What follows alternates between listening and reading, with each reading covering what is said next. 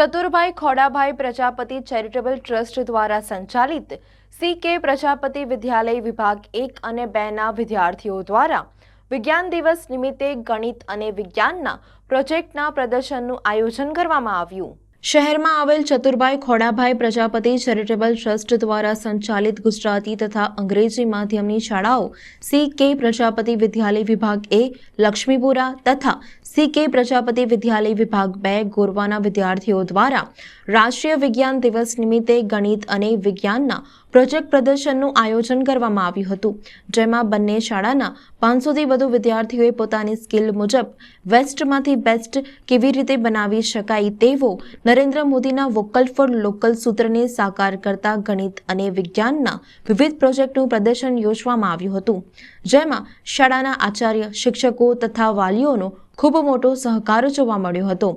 બાળકોનો સર્વાંગી વિકાસ થાય તથા બાળકોમાં રહેલી સુપ્ત શક્તિઓ બહાર આવે, સાથે સાથે પ્રેક્ટિકલ જ્ઞાન થકી વિદ્યાર્થીઓને જલ્દી શીખવા મળે તે પ્રકારનું આયોજન કરવામાં આવ્યું હતું।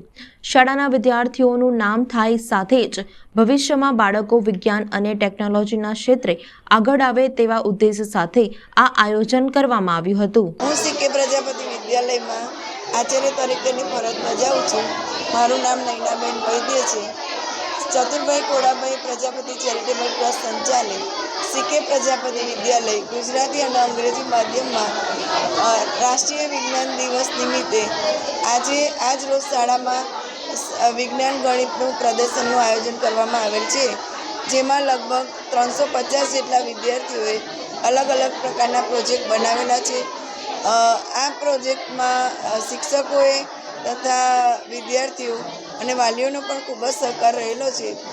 પ્રોજેક્ટ દ્વારા અમે એ બતાવવા માગીએ છીએ કે વિદ્યાર્થીને ફક્ત ભણાવવા કરતાં જે એમને જાતે બનાવેલું છે અને જાતે અનુભવેલું છે, પ્રેક્ટિકલ વર્કિંગ મોડલ દ્વારા વિદ્યાર્થીઓને તરત યાદ રહી જાય છે અને તેમના જ્ઞાનમાં વધારો થાય છે।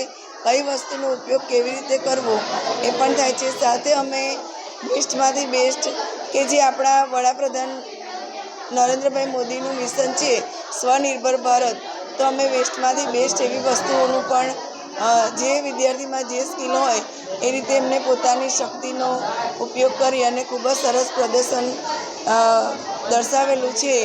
આ જે શાળાનું આયોજન છે એનો મુખ્ય હેતુ એ જ છે કે આજના બાળકો છે ભવિષ્યમાં સારા વૈજ્ઞાનિક, સારા ગણિતશાસ્ત્રી, સારા સમાજશાસ્ત્રી, સારા ભાષાશાસ્ત્રી બની શકે અને દરેક બાળક પોતાના પર નિર્ભર બને એવી એમની જે આંતરિક શક્તિ છે એનો ઉપયોગ કરી બાળક પોતાનો સર્વાંગી વિકાસ કરી શકે અને એનો મુખ્ય જે પાયો છે એ શાળા કક્ષાએ જ મજબૂત થતો હોય છે।